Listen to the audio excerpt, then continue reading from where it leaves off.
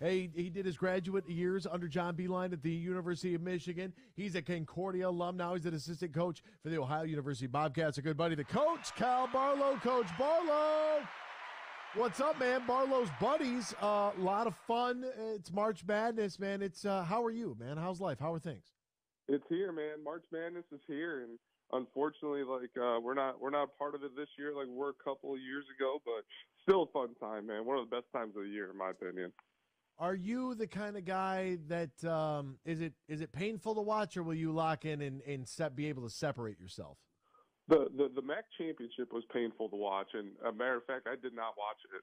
I watched maybe the last 5 minutes after checking the scores, but very, very painful to watch. Wanted no part of it. Popped in a movie on Saturday night and just said, nope, I'm separating myself. Watched a little Shawshank Redemption. It's about hope, and sometimes I just miss my friend. Maybe I was in that kind of mood, but now I think we're good. We're kind of past it a little bit, and once that ball tips tonight in Dayton, I'm going to be all in, man. Well, I mean, what game are you going to be all in on? Because I just had to do. I keep getting these DMs, these questions, these texts, phone calls, Facebook, Twitter, Instagram. Everybody wants to know about the NIT. They want to know. Michigan fans are highly concerned about this Toledo team that is coming in tonight because, look, you guys took Michigan to overtime. They struggled with Eastern Michigan. They lost to Central Michigan. This is their fourth Mid-American Conference game of the 22-23 season. That, to me, is just wild to begin with. But Michigan fans are a little nervous. Yeah, I mean, rightfully so. Toledo's a really, really good team, and someone I would say a lot of people would argue, and I'd agree, deserving of a NCAA tournament bid. But unfortunately, the MAC is a one-bid league. But if you look at it, the 17-game win streak should be good enough in any league to get you in. But so very, very capable NCAA tournament caliber team coming into Ann Arbor tonight. And the thing knows they score, man. 87 points a game, second in the nation behind Gonzaga. So, as you know, you've had front row seats to them. They can score that ball. And if you get into a running shootout with them, probably not the game Michigan wants. And, the one thing that I think Michigan has a big advantage is down low, obviously, with Hunter Dickinson.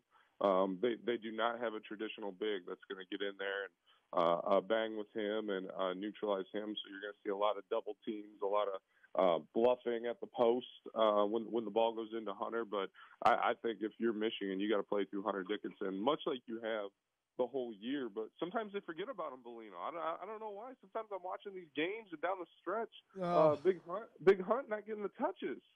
I mean, man, to me, if you're Michigan, the offense has to go, like, it starts with Doug McDaniel, the point guard, and then it gets to Hunter Dickinson, and then it gets to Kobe Buffkin. And wherever it goes from there, I'm fine with it. But those three, I mean, Doug's bringing the ball up, so that's a given. But Kobe and Hunter got to touch the ball in every single possession. Like, those are your best two players on the team. I don't know why they ever get away from it. It's very bothersome to watch.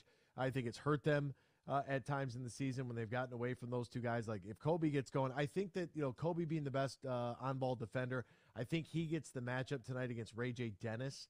I was trying to, in my scouting report I just did, I encourage Michigan fans to enjoy what Seth Milner brings to the game, because I really think that, Toledo as a whole, they're a team that obviously enjoys playing with each other. They're very much a culture-based team. They don't care who scores as long as we score. Dante Maddox might be the only real wild card out there that's going to heat check one from way outside. But outside of that, like, everybody plays within themselves. They play within their game. And I think that Seth is just that mature, methodical kind of guy. Not really going to wow you anywhere, but just always going to make the right play. You know what I mean? And it's like, how do they keep him? How do they keep him and JT Shoemate out of foul trouble? Because if I'm Michigan, I'm dumping it down to the post, 100 on the block. He doesn't even have to put the ball on the floor. He's going to turn and hook, and it should be 30 points. Well, I mean, they're not going to foul him. That's how you keep out of foul trouble. I think they're going to double team him, and Hunter is such a good player and a great passer, and I do think Hunter does make the right play in the post, like, a ton. And sometimes like our big against Toledo, sometimes we tell them sometimes you just got to score through the double, because they definitely do not want to follow you for all the reasons you just named right there. So sometimes just get that ball, be strong, and even though the double team comes, just score through the double. And so I think that's what Hunter might have to do tonight as well. But yeah, I agree with you about Seth Milner, and the clip that you posted from our game was spot on. The one where he could have forced a shot where I'm sorry. I'm sorry. My bad. I didn't mean to, but I saw it and I was like, this is a really great play. No, it's good basketball, man. Good basketball. I'm not mad. I think you nailed it. Like he and for those you don't know, check out Anthony's Twitter, but he posted a clip about Seth Milner, who hit the dagger, the late dagger. We did a really good job the entire game of not letting Shoemate, Milner and Maddox in the second half beat us from three. But he hit this dagger where he could have shot a somewhat lower percentage shot where he had to fight his feet. He was going away from the basket on the catch, but he looked at the basket, shot fake, hit right back to Ray J. Dennis, set another screen, and then our big was guarding him, so he pick and popped, and he got a wide open shot the next time and hit that dagger. And that was ball game at that point. We were trying to mount a comeback. So you nailed it spot on, man. And when you got guys like that, and you said it, who don't care who gets to score as long as they score, that's a team that's tough to beat. They're up there in assists, and our game plan was to not allow them to pass the ball and not allow those guys catch and shoot threes. And I thought it was a good game plan. We hung in for the most part, but just couldn't get a three to fall on the other end for us outside of our point guard. Yeah, it's the thing about Seth, like in that moment, is just don't force that action. So many times we see guys catch it and panic with it, and I just think that's a maturity thing. It just comes with age. It doesn't matter what level of basketball you're playing. Like if you got freshman or sophomore at the high school level, they catch and they might think I got to go right now. And Seth he's just methodical. Like it is what it is. So what will you? 6:40 tip off tonight. Southeast Missouri State taking on Texas A&M. Corpus Christi, if I'm not mistaken, I believe that's where Aaron White from Milan High School went to. I believe he went to Corpus Christi. He took out the St. Mary Catholic Central Falcons in the 0-2 region. Was it for the Huron League, I think it was? I don't know. Refereeing in that game, very suspect. We actually talked about that yesterday at the grocery store. And then 9-10. It's crazy. All these years later, we're talking about a game that happened 21 years ago. 9-10 on True TV. Number 11, Pittsburgh taking on number 11 at Mississippi State. What game are you watching? Are you watching NIT or are you watching Southeast Missouri State at A&M Corpus Christi? I'm watching NIT first. Obviously, just more familiar with those teams, Michigan and Toledo, and then I'll watch that late game. The Pitt Mississippi State should be a really good late game, man. The Chris Jans crew versus the reborn, re-energized, and renewed Pitt, who got into the tournament. So really happy for them, man, because that's big. That's big. Pittsburgh needed that for their program, their coaching staff, battling. If you look at it, they got a lot of fifth-year seniors, and they hit the portal, and sometimes that works, and sometimes it doesn't. And for this year, it worked for Pitt. So really good, really intriguing matchup that late game. So I think it sets up perfect, man. I can't wait. Chris Jans, man, everywhere he goes, they win. he is something else, isn't he? My goodness, Mississippi State. I'll tell you, think about how the ripples of Mid-American basketball might have changed if he was at BG for longer than a year. You have that Buffalo run, and I don't know, maybe that would have been BG and Buffalo up there, because you're absolutely right. Everywhere he goes, he wins, man. Great, heck of a coach. Hey, butterfly effect, right? Yeah, that's what it turns in. Yeah, I think everything's different if he stays. Everything is, because it's another loss on everybody's, and even like, how you maintain and try to recruit against that and beat that. And Bowling Green now finds itself, and we actually, in a strange space after letting go of Michael Huger, we had a long, conversation. One of our listeners out in the Kalamazoo area, shout out to our friends on 96.1 The Game in Grand Rapids. He wanted to know what was going on with Western Michigan. I'm like, look, Dwayne Stevens' first year, like, what do you necessarily expect when you got to get your own guy? It's going to take a lot to kind of turn that thing around there at Western. But I do believe, he was talking about facilities and how, they're talking about they don't have this and they don't have that. I actually like Western's arena a lot. Yeah, I like it. I think it's good. It's right on par with a lot of the other Mid American arenas, and I think I agree with you 100%. You got to give the guy a chance. Give the guy a chance, man. Give him a Um, chance. yeah, and coming in year one, I think there's, and I do think Dwayne's trying to do it the right way. They've taken a few freshmen. They had two freshmen, one that started and one that came off the bench that from Michigan, who I like a lot. So I think he's not just going in there and saying we're just going to transfer it up, we're just going to portal it up.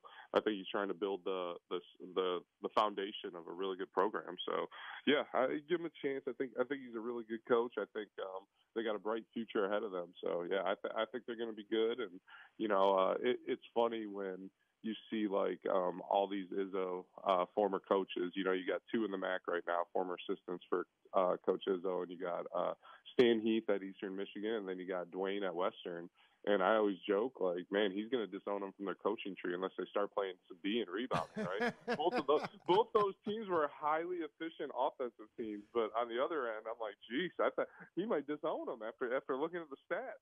When you were watching Selection Sunday, was there a team that when they got called where you were just like, wow, that's shocking? Not shocking. I think it was more about I thought Rutgers would be in by most accounts. I was very surprised not to see them in. So no, not shocking because you have the automatic bids. This was a very mild year as far as bid stealers. You had Penn State who might have been a bid stealer, right? But you didn't have a team like Michigan or Rutgers who made that run, or Wisconsin who was last four in and then make that big run to steal a bid from somebody else. So it's kind of like on Saturday night, you kind of knew who was going to be in. I mean, if you follow really closely, which I do, but you kind of had an idea who was going to be in, and with very few surprises. Do you agree? Yeah, I mean, for me, I was very interested to see how many teams the Big Ten was going to get in, and who's going to be a part of that. With 8 teams in, obviously I can't fill out my bracket properly because I probably shouldn't say this, but I will always root for the Big Ten, Yeah. unless it's Ohio State. Then they can Illinois. Nope. Even yeah, they got Arkansas. I'm not. I don't hate Illinois. I know Illinois fans hate me, but I don't hate Illinois. I've got no problem with them. I like Matt Painter and Purdue. I don't know what it is, man. I have another question for you though, because you have Zeb Jackson and Brandon Johns Jr. that transfer from Michigan, go to VCU. VCU makes the tournament. They're a 12 seed taking on St. Mary's, who's a 5 seed. You have Frankie Collins, leaves Michigan, goes to Arizona State. Arizona State, they're playing in the first 4. They're battling for that 11 seed against Nevada. That one is tomorrow night at 9:10 on True TV. Is there a connection there? Is it just bad timing? I don't know what to make of that. Like, I'm kind of looking at it, I'm like, okay, these guys left and they're all in the tournament, and then we got guys, and we're not. Like, what do we make of that? Does it matter? No, I think we've talked about it before a little bit. Like, when you get hit with guys leaving, and then you bring in high caliber talent who goes to the NBA. Like, so basically, my thing is you can't get hit hard by the portal and by the NBA. Otherwise, you're going to have a rebuilding year next. And I think that's what Michigan kind of did when you have guys leave for the NBA, and then you have their backups who said, well, I'm not playing, leave for the portal. And now it's like, well, shoot, this was going to be your year. Like, I think Brandon Johns would have been a piece that stayed on the floor this year, whether it's the 4 and the 5. I think he's that versatile. So you get hit hard by that transfer portal in that way. And then you look at a guy like Frankie Collins, who probably leaves because they bring in a grad transfer point guard every year, and maybe partly because of the fact that Frankie Collins left. Like, it's a circle that goes round and round. But I don't think it's anything more than coincidence, but very happy for those guys. I think Brandon Johns plays a big role for that VCU team, and they wouldn't be where they're at without him. But another guy to watch on VCU from West Virginia, just over the border of Ohio. I actually recruited him. But everybody will love him. I hope he becomes a March Madness darling. But David Shriver, look him up, man. He's got the long hair. He's got the mustache. He comes off the bench. He shoots threes. Like, I hope VCU makes a run because this kid is electric. Can't wait to watch him play. Oh man, we're high on VCU. Is that going to be our 12-5 upset? VCU against St. Mary's. You got Oral Bob taking on the Dukies. I'll tell you what. Not a lot of people watch the St. Mary's, and rightfully so, because their games are on at 10:30. So not a lot of people see them on the East Coast. They're a dang good team, man. They are really, really efficient, really good. One of the best pick and roll offenses in the past 10 years in all of college basketball. Like really good team. So I think a lot of people pick that because they don't watch St. Mary's, right? Because it's on the West Coast, so we watch the other teams. But man, all of the 12-5s, everybody loves to pick the upsets with those ones, right? But I mean, VCU is a good team, but golly, St. Mary's is a good team. They're all good, Bellino, to get in. Yeah, they're all playing some high cal. I do have to ask you about the West Coast Conference. I mean, how did that happen? Like, not only the West Coast Conference, but also, like, let's take a look at the San Diego State Aztecs, right? How do the Aztecs be a part of a conference in the Mountain West that gets 4 teams in? Like the West Coast, okay, you got Gonzaga. St. Mary's been relatively good. They tinker around with a 3rd team every once in a while. They get a little weird. The Mountain West has 4 teams in? Well, you know what? One of the biggest reasons why is the West Coast Conference changed their what do they call it, profit sharing for Gonzaga when you make the NCAA tournament, because for so long it was a 1-bid league and Gonzaga would win. Every once in a while St. Mary's would win, and that's the only reason they got 2 teams in, right?